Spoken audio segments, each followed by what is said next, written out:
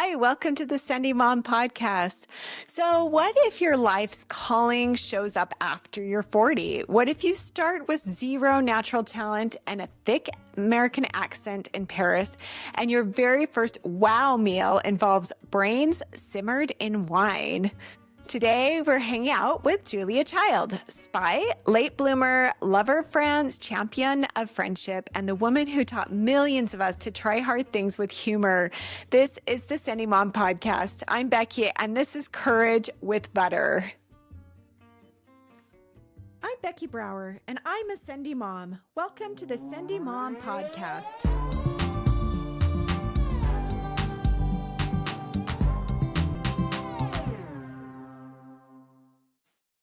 Julia was born Julia McWilliams in Pasadena, California. She was tall as a lamppost and 0% interested in cooking.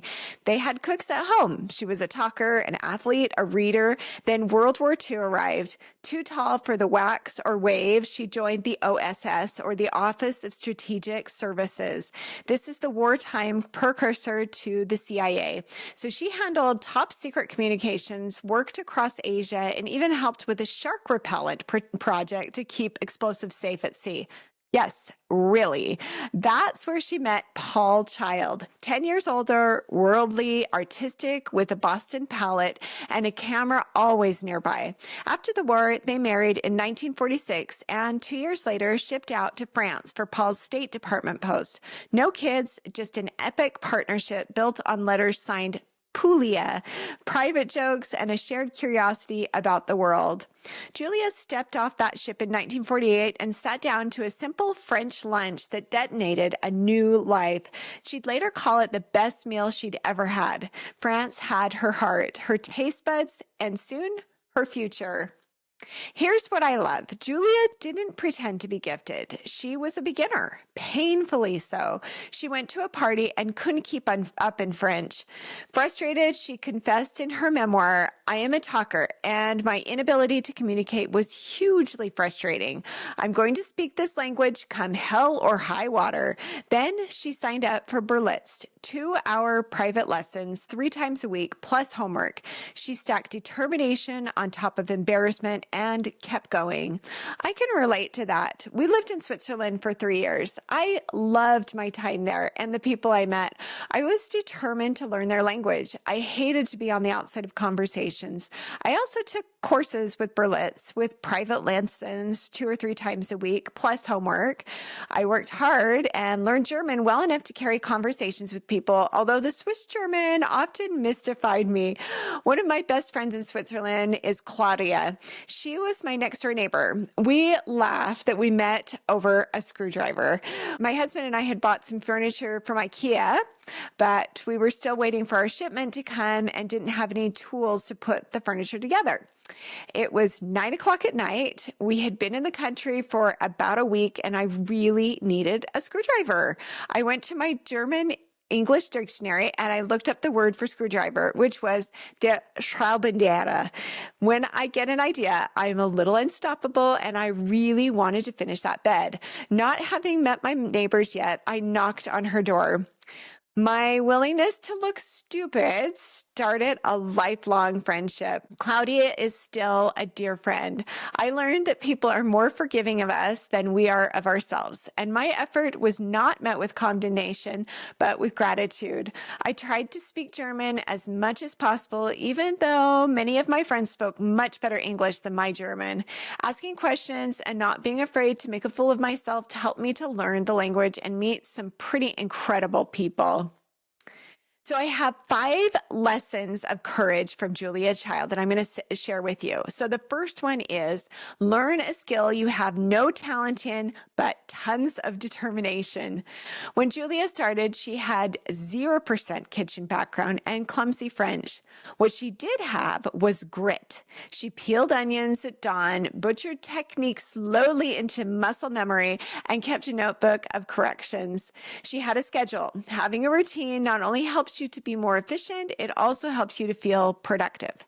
Julia's routine was sacred. Up at 6, drink some tomato juice, markets and onions, class in the morning, a second demo in the afternoon, cooking again at night. Bugnard, who was her teacher, his mantra was essentially pay attention, learn the technique, and enjoy your cooking. Julia would. She'd also fail a lot, laugh even more, and go against tomorrow. At Le Cordon Bleu, the premier cooking school in Paris, Julia took a 6-week housewife course, but it was too basic. Madame Brassard sniffed that Americans couldn't cook. Julia countered with effort. She landed in Chef Max Bugnard's professional course, one of a dozen students, mostly GIs, and started building a life around technique and practice. I took piano lessons as a child. I got pretty good and put on a recital my senior year in high school with some pretty advanced repertoire, but I didn't know more than which notes made which sounds. I was never taught theory or technique, and I seemed to have capped out on how fast I could play. It was really frustrating. So I moonlighted as a piano teacher through my children's early years, but once my youngest started school, I was feeling a little empty, so I decided to take piano lessons again. One thing led to another, and suddenly I was enrolled in classes about theory and technique. I had been told that there is only a window of time when certain piano techniques could be learned, and I was past that as I was over 40. That sounded kind of like a challenge to me, so I put my full effort into disproving that myth. I was successful in developing the technique I needed to learn the Chopin Etude number 4, which is really kind of a hard piece. It took a lot of practice and slow work. I also teach my mother-in-law the piano. She is 83 years old. I've been teaching her for the last 4 years, and I promise you, she is a beautiful pianist and plays more advanced repertoire than she should be able to at her age. She puts a lot of time and effort into it. So the second lesson is that human relations matter more than anything. Julia loved the French people. There were many people in America, including her father, who felt the French were scoundrels. Julia didn't agree. The French are no different from any other culture in the world. We're all looking for the same happiness and contentment in life. Turns out that you actually get what you dish out. If you go into a store thinking you're going to be cheated, the Frenchman will sense this and cheat you. But if a Frenchman senses a tourist is delighted to be in his store and takes a genuine interest in what is for sale, he'll open up.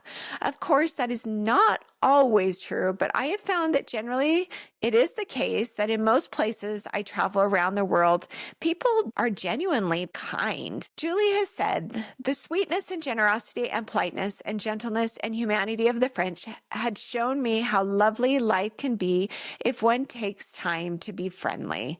It really doesn't take much effort to just be kind. She treated butchers, bakers, camera operators, and famous guests exactly the same. And when she and Paul were tempted to skip seeing friends because they were too busy or too tired, they would remind each other, remember, nothing is more important than people. Friendship is the most important thing, not career or housework or one's fatigue. That posture, respect, interest, delight, opened doors in Paris and in living rooms across America. Who is important in your life? Who are you taking time for? I've had several friends come to my rescue when it was likely not convenient for them. They sacrificed for me, and I am so grateful for them. So the third lesson from Julia's life, learn from mistakes, don't wallow in them. Julia gave herself permission to be gloriously imperfect.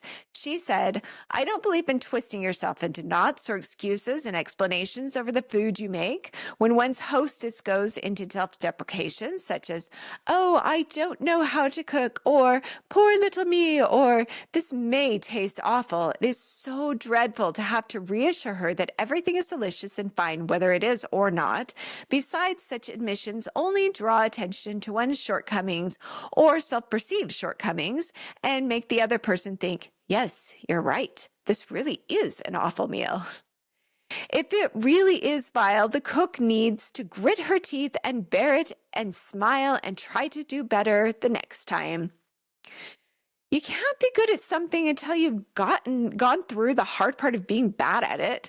I started making sourdough bread a few years ago. My bread was so hard and flat. Instead of giving up, it became a bit of a joke, and I decided to try something different the next time. My loaves have gotten considerably better. They're still not awesome, but they're a lot better. I've consulted a lot of great cooks and YouTube videos to help my poor loaf. This doesn't always happen. I actually really don't enjoy cooking very much. I love my family, and so I cook for them, but I do not have the patience of Julia Child in learning how to cook the perfect omelet. I watched her cooking show, The French Chef, the other day and thought I would try to do it her way. She makes it look so easy. Well, my eggs stuck to the pan, even with the huge gob of butter I put in it, and I couldn't get them to cook properly all the way through, and it certainly didn't slide off the pan like her omelet did. I was also too impatient to cook up nice veggies to go with it. I tried to add the salt for my hand instead of pouring it in like Julia does. It was just way too much salt. So I ended up with salty scrambled eggs that were definitely not worthy of the French chef, but I ate them anyway, and honestly, I don't think I care enough to really learn that technique.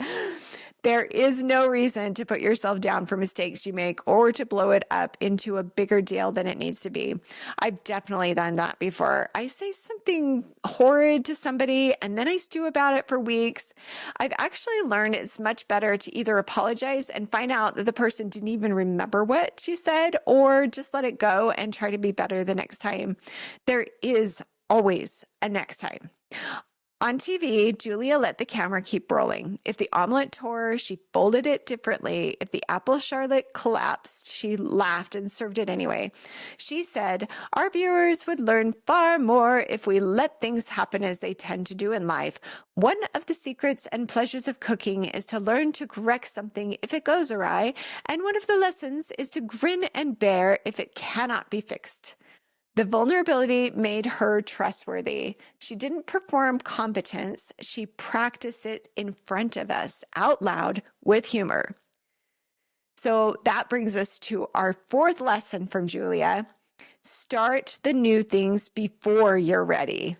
In 1952, Julia, Simone Beck, and Louisette Berthollet started L'École des Trois Gourmandises, and please forgive my French.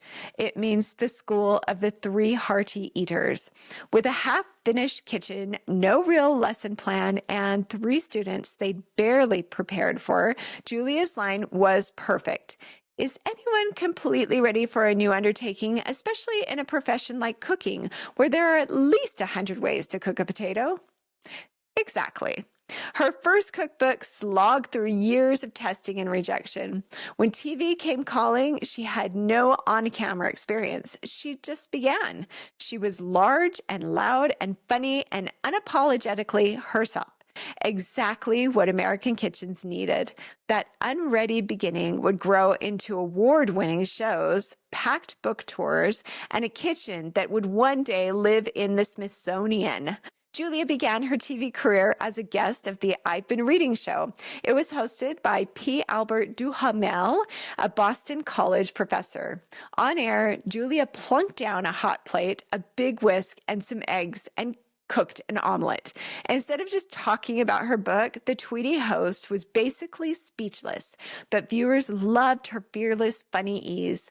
So many letters came in that WGBH's Russ Morash asked her to take pilots, which led directly to The French Chef and the rest of her TV career. You don't have to have it all worked out, and you don't have to do it like everyone else. Just be yourself and don't be afraid to show up with an idea and just send it. Sort of like starting a podcast. When I put out my first social post about doing a podcast, I just had an idea and an old microphone. I hadn't recorded any episodes yet. Once I told the world I was doing it, though, I held myself to it. Thanks to all of you, the podcast has grown exponentially. I still love doing it just for me, but I'm really happy to have my whole Sunday community along for the ride. So the 5th lesson we learned from Julia is, when you're bored or you've hit the goal, go find another door. When she finally finished the first tome of Mastering the Art of French Cooking, you think that she would be floating. Finishing a long-awaited goal can sometimes leave you feeling flat. Julia said, "You'd think I'd be tripping about in ecstatic jubilation, but I felt rootless, empty, lost. I sunk into a slough of discombobulation." She didn't let it slow her down, though. Julie did what curious people do. She looked for a new kitchen, a new recipe, a new project.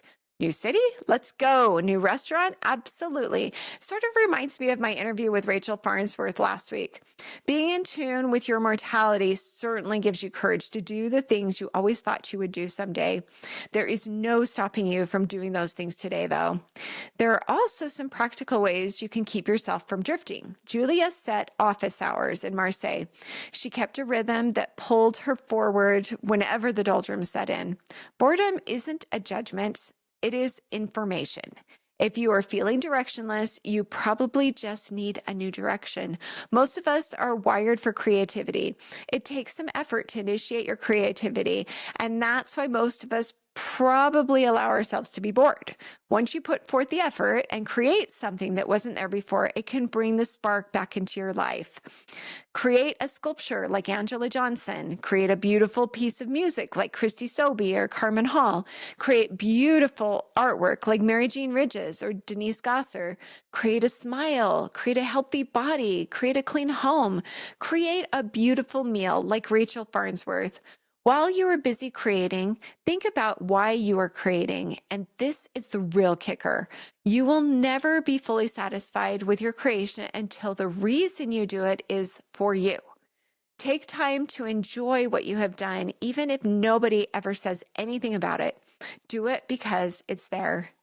It's still worth your time if it creates joy for you. Julia married later than the norm for her day, and the child had no children. She navigated a complicated relationship with a father whose politics differed sharply from hers, standing her ground while still acknowledging the good in him and the reality that some conversations would never be easy. Have you had those conversations before? I have a child who has some very passionate views when it comes to politics. They aren't terribly different than mine, but sometimes we have some tense conversations.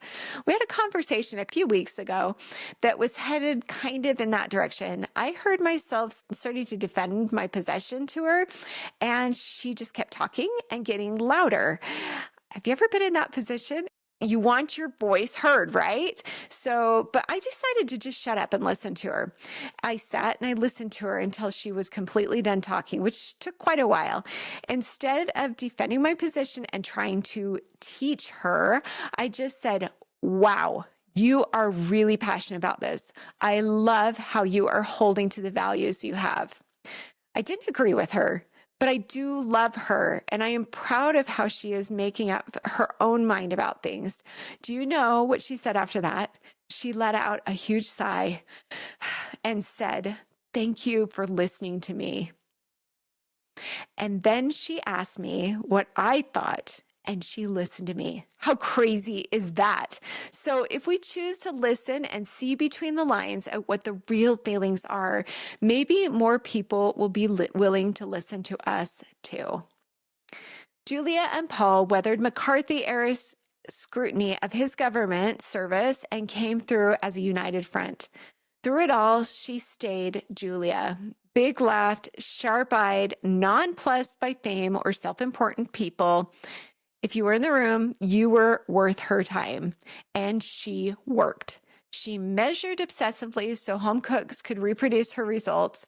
She tested American ingredients, sent recipes home for family to try, and rewrote until it worked for a Pasadena kitchen, not just a Paris one. She started small classes in her own space. She put an ad in the paper. She taught whoever showed up. Love for her lived in 3 directions: Paul, France, and food, cooking and eating it. And she was loyal to all 3. Okay, let's zoom out for a second because the scale of what followed is wild. The French Chef ran 8 seasons and 212 episodes, changing what American home cooking looked like, and even winning Peabody and Emmy Awards early on.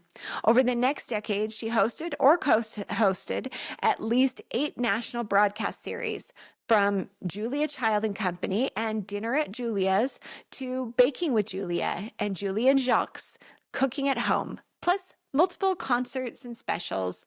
As for books, Julia authored or co-authored more than a dozen cookbooks and memoirs, including Mastering the Art of French Cooking Volumes 1 and 2, From Julia Child's Kitchen, The Way to Cook, Baking with Julia, Julia's Kitchen Wisdom, and her memoir, My Life in France.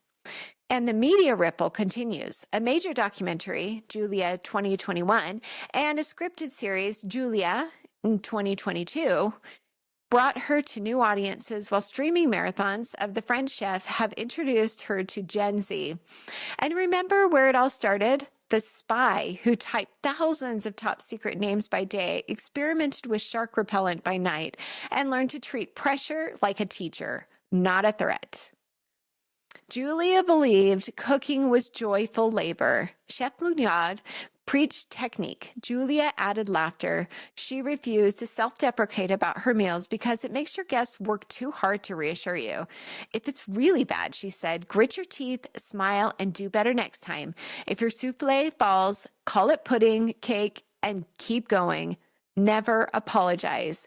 And if you land at a French dinner party short on vocabulary, just speak very loudly and quickly and state your position with utter conviction, and you'll have a marvelous time. Here's your Julia-inspired courage menu. 5 courses you can make this week. Number 1, be a beginner on purpose. Pick one skill you have no talent for and give it structured effort for 30 days. Track small wins, laugh at the flops. Second, people first. Schedule one friendship errand, a note, a drop by, a soup on a doorstep. Practice the market stall mindset, curiosity, eye contact, warmth. Third, fix it or serve it. When something goes wrong, ask, can this be corrected? If yes, correct it. If no, plate it anyway with humor and write one note on how to avoid that mistake tomorrow. Fourth, start messy. Launch the class, post the first video, open the signups, use Julia's School in My Kitchen energy. If you have 3 students, you have a school. Fifth, boredom equals breadcrumb. When you feel rootless, set a 60-minute new door session. Research one room to rearrange, one restaurant to try, one micro project to begin. Put it on the calendar. Julia Child wasn't fearless. She was brave. She wasn't born fluent or gifted. She became fluent and skillful by showing up with gusto. She didn't find her calling until she was over 40. You can start anything, anytime. She stood her ground politely when she disagreed, laughed loud enough to drown out perfectionism, and cooked like a woman determined to share joy. So tonight, whether you're plating a masterpiece or a noble flop, remember, you don't owe anyone an apology for trying something new. Take a deep breath, add a little butter, and say what you mean loudly, quickly, with conviction.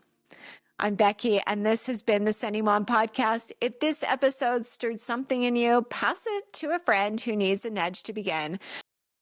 In the words of Eleanor Roosevelt, do something every day that scares you.